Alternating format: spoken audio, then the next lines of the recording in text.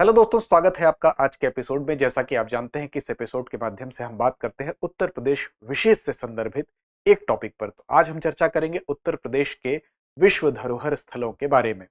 UNESCO विश्व धरोहर स्थल क्या होता है, सबसे पहले इस बात को जानेंगे और फिर जानेंगे कि उत्तर प्रदेश के कौन कौन से स्थान इस लिस्ट में शामिल हो चुके हैं।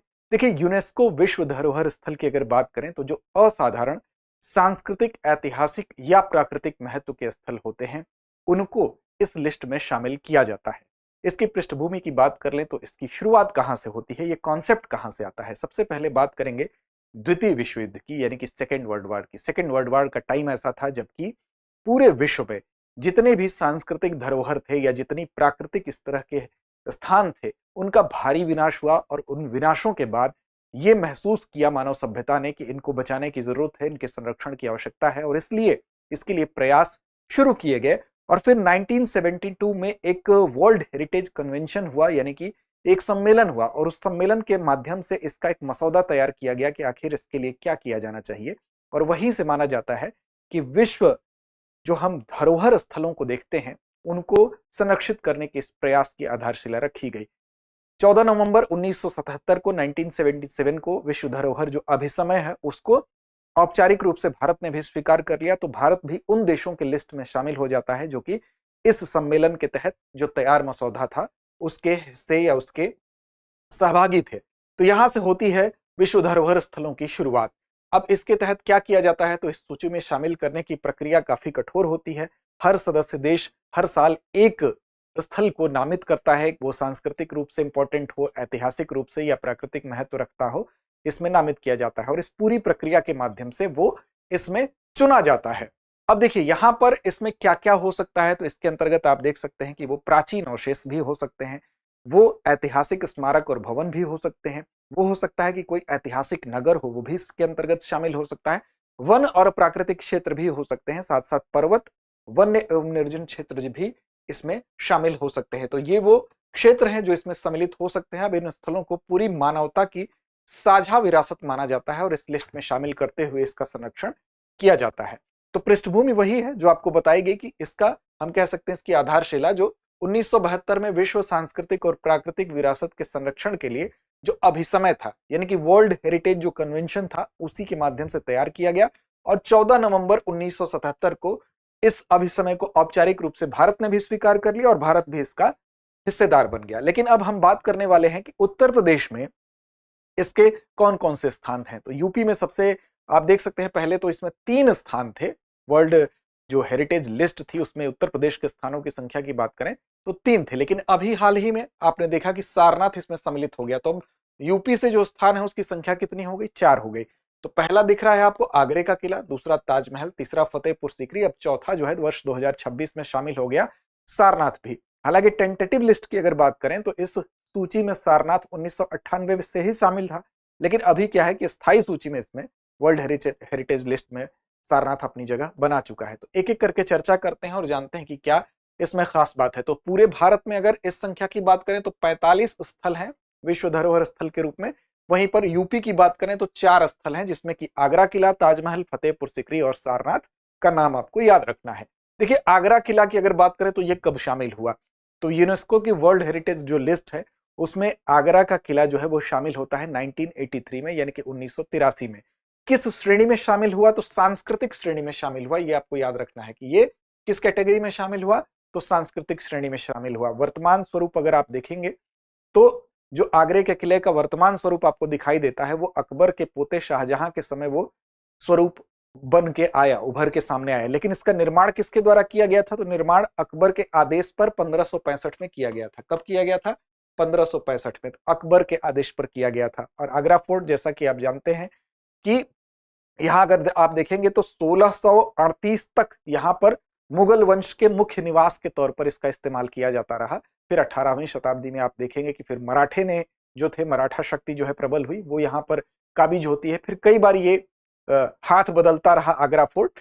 लेकिन फिलहाल अगर आप देखेंगे इस आगरा फोर्ट की बात करेंगे तो ये यमुना नदी के तट पर स्थित है और ये मुगल कालीन किला है और मुख्य रूप से ये जाना जाता है अपनी मजबूती के लिए। लाल बलुआ पत्थर का इसमें प्रयोग हुआ है। अर्धचंद्राकार के रूप में ये चारों तरफ से बना हुआ है, अर्धचंद्राकार रूप में है और इसमें 3 तरफ से चार तरफ से नहीं, ध्यान दीजिएगा, 3 तरफ से चौड़ी गहरी खाई भी बनी हुई है। 4 इसके द्वार हैं। मुख्य द्वार पर आप 2 ही नाम देखते होंगे, जिसमें कि अमर सिंह गेट और दिल्ली गेट, लेकिन 4 द्वार हैं चारों तरफ। अगर देखेंगे आप तो इसमें खिजरी गेट का भी नाम है। तो याद रखेंगे 4 द्वारों में एक नाम आपका कौन सा है, एक नाम है आपका खिजरी गेट भी है, ठीक। और इसके अलावा दिल्ली गेट, अमर सिंह गेट के अलावा एक गजनी गेट भी है, तो दूसरा नाम आपका गजनी गेट भी है, ये भी याद रखना है, ठीक है। तो ये मुगल सम्राट अकबर ने मौजूदा किले का बड़े पैमाने पर उसका निर्माण कराया और मुगल सत्ता के एक प्रमुख केंद्र के रूप में इसको डेवलप किया। लेकिन फिर में जब राजधानी बदलती है तो ये भी यहाँ से जो निवास भी है, मुगल कालीन जो यहाँ पर शासक वर्ग रहता था उसका निवास भी चेंज होता है। 2.5 किलोमीटर लंबी जो है इसकी 4 दीवारी है चारों तरफ से आप देखेंगे तो। और इसमें ये अगर देखेंगे तो इसमें कई आपको दिखाई देंगे, जैसे महल, दरबार और मस्जिदें इसके अंतर्गत, इस किले के अंतर्गत दिखाई देंगे। देखिए यहाँ 2 नाम दिल्ली गेट और अमर सिंह गेट मिला है, लेकिन 2 अन्य नाम आपको जो बताए गए हैं, जिसमें कि खिजरी गेट और गजनी गेट भी नाम शामिल है। तो ये इसकी कुछ प्रमुख विशेषता है। इसके अंदर अगर आप जाएंगे तो जहांगीरी महल मिलेगा। जहांगीरी महल आप जानते हैं कि निर्माण कराया था उसने, किसके लिए? जहांगीरी महल अपने बेटे के लिए निवास के तौर पर इसके अंदर बनवाया था अकबर ने। फिर खास महल और दीवाने खास यहाँ पर इसके अंदर स्मारकों में विशेष रूप से उल्लेखनीय है।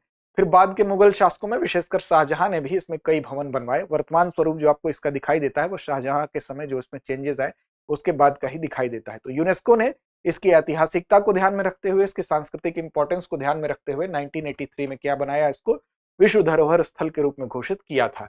दूसरा नाम आता है ताजमहल का। और ताजमहल की बात सभी आप जानते हैं कि यह विश्व के आश्चर्यों में भी शामिल है। आगरा उत्तर प्रदेश में शामिल है और 1983 में इसको भी सांस्कृतिक श्रेणी में ही शामिल किया गया था। यमुना नदी के दक्षिणी किनारे पर स्थित है। शाहजहां ने अपनी बेगम मुमताज महल की याद में इसको बनवाया था, आप सभी ये जानते होंगे। आगरा जिला प्रशासन ये कहता है कि 1631 में इसका निर्माण कार्य शुरू हुआ था और 17 साल तक इसका निर्माण कार्य चला था, जिसमें 22,000 जो है श्रमिकों का योगदान माना जाता है। तो इसके विषय में और बहुत सारी बातें इतिहास में लिखी गई हैं, लेकिन फिलहाल जो मुख्य बात है वो ये है कि सफेद संगमरमर से इसका निर्माण हुआ। और यहाँ जो उद्यान मिलते हैं उन उद्यानों की जो शैली है वो 4 बाग शैली है। 4 बाग शैली क्या होती है? 2 मुख्य रास्तों की वजह से, जैसे एक रास्ता बना दिया गया यहाँ, एक यहाँ, तो इस तरह से 4 उद्यान यहाँ हो जाते हैं। इसी को 4 बाग शैली कहते हैं। ये रास्ते भी हो सकते हैं, ये जल नहर भी हो सकती है, यानी कि इसमें जल ऐसे तैरता हुआ मिलेगा, है ना, पानी रहेगा, तो इसको 4 बाग शैली कहते हैं। तो उसका भी यहाँ पर एग्जाम्पल मिलता है। 4 भाग उद्यानों के यहाँ पर दिखाई देते हैं। इसके अलावा यहाँ पर अगर आप देखेंगे तो यही शैली आपको 4 बाग शैली हुमायूं के मकबरा में भी दिखती है, शालीमार बाग में भी दिखती है, ठीक। तो ताजमहल के बारे में ये कुछ महत्वपूर्ण चीज है। मेन क्या है कि यूनेस्को में कब शामिल हुआ? तो 1983 में शामिल हुआ था, ठीक। इसके अलावा इस मुख्य मकबरे के इस परिसर में मुख्य मकबरे के अलावा मस्जिद भी मिलती है, अतिथि गृह भी मिलता है और 4 बाग शैली का उद्यान मिलता है, ठीक। और 4 बाग के बीच में जो जल मार्ग बना है, जो आपको बताया गया कि रास्ता भी हो सकता है, जल मार्ग भी हो सकता है, तो वो रिफ्लेक्टिंग पूल्स है, यानी कि उसमें ताजमहल की छवि जो है वो रिफ्लेक्ट करती है, ठीक। तो इस स्थापत्य योजना का वो मुख्य पार्ट के रूप में इसको जाना जाता है। अब ताजमहल में आप देखेंगे तो उसमें इसके स्थापत्य का उत्कृष्ट उदाहरण इसको माना ही जाता है। इसके बारे में आपने बहुत पढ़ा होगा। इसमें तमाम आकृतियां, पुष्प आकृतियां, ज्यामितीय डिजाइन, अर्धकीमती पत्थरों की जड़ाई, ये सारी चीजें जिसको पिट्रा ड्यूरा वर्क बोला जाता है, पच्चीकारी, वो सारी चीजें आपको दिखती हैं। ताजमहल परिसर में मुख्य मकबरे के अतिरिक्त उद्यान, मस्जिद और अन्य संरचनाएं भी शामिल है। फिलहाल याद क्या रखना है, यूनेस्को की लिस्ट में, एक वर्ल्ड हेरिटेज लिस्ट में कब शामिल हुआ? तो 1983 में। तीसरी हमारी इमारत है फतेहपुर सिकरी। विश्व धरोहर स्थल के रूप में ये 1986 में शामिल हुआ। ये भी आगरा उत्तर प्रदेश में स्थित है और इसकी भी श्रेणी क्या है? तो सांस्कृतिक श्रेणी में ही ये भी शामिल किया गया था। इसका निर्माण किसने करवाया था? तो अकबर ने ही इसका निर्माण कराया था। यह भी याद रखना है, साम्राज्य की राजधानी के रूप में, ठीक। और मुगलों द्वारा विकसित प्रारंभिक योजनाबद्ध नगरों में से एक था, ठीक, फतेहपुर सिकरी की अगर हम बात करेंगे तो। इसमें भी जामा मस्जिद, बुलंद दरवाजा, साथ साथ पंचमहल, ये तमाम ऐसी इमारतें हैं जो यहाँ पर महत्वपूर्ण है, ठीक है। तो मुगल साम्राज्य की राजधानी के रूप में डेवलप फतेहपुर सिकरी 1986 में इस लिस्ट में शामिल हुआ। जहां पर एक खास बात और है कि यहाँ पर प्रशासनिक भवन भी मिलेंगे, आवासीय भी मिलेंगे और धार्मिक भवन भी मिलेंगे। इन तीनों का ही सुव्यवस्थित समूह यहाँ पर देखने को मिलता है। अब यहाँ पर जो मुख्य इमारतें हैं उसमें जामा मस्जिद, बुलंद दरवाजा, पंचमहल, दीवाने खास, शेख सलीम चिश्ती का मकबरा, ये सभी शामिल हैं। और इसको सिटी ऑफ विक्ट्री भी कहा जाता है। क्यों कहा जाता है? क्योंकि आप जानते हैं कि यहीं पर क्या है, बुलंद दरवाजा भी है। और बुलंद दरवाजा किस विजय के उपलक्ष्य में बनवाया गया था? कमेंट करके बताइए, आपने इतिहास में कई बार पढ़ा होगा। उसी के उपलक्ष्य में इसको सिटी ऑफ विक्ट्री यानी विजय का नगर भी कहा जाता है, ठीक। लगभग एक दशक तक ये मुगल साम्राज्य की कैपिटल भी रहा, राजधानी भी रहा। यूनेस्को में 1986 में इसको विश्व धरोहर स्थल घोषित किया। चौथा अद्यतन है जिला वाराणसी में स्थित। इसका नाम क्या है तो सारनाथ, और ये घोषणा हाल ही में 25 जुलाई को की गई है। ठीक, 25 जुलाई को ये घोषणा की गई है और सारनाथ 2026 यानी सबसे रिसेंट घोषित हुआ यूनेस्को की सूची में। हालांकि अस्थायी सूची में आप देखेंगे तो ये काफी पहले से था, 98 से था, लेकिन अभी हाल ही में ये स्थायी सूची में शामिल हो गया है और भारत का 45वां और यूपी का चौथा यह स्थान है। इसके कई अन्य नाम मिलते हैं जैसे कि ऋषिपत्तनम, ईशीपत्तनम, मृगदाव, ये तमाम इसके अन्य नाम भी मिलते हैं। ये इंपॉर्टेंट क्यों है? क्योंकि यहीं पर जो धर्म चक्र प्रवर्तन की घटना हुई थी, यानी कि जो भगवान बुद्ध ने सबसे अपना पहला उपदेश ज्ञान प्राप्त होने के बाद दिया था, वो यहीं पर दिया था अपने 5 शिष्यों को, तो इसलिए सारनाथ का इंपॉर्टेंस है। ठीक, अब यहां पर जो भारत में उत्खनन हुए उन्हें एक विस्तृत उत्खननों में से एक सारनाथ का उत्खनन भी माना जाता है।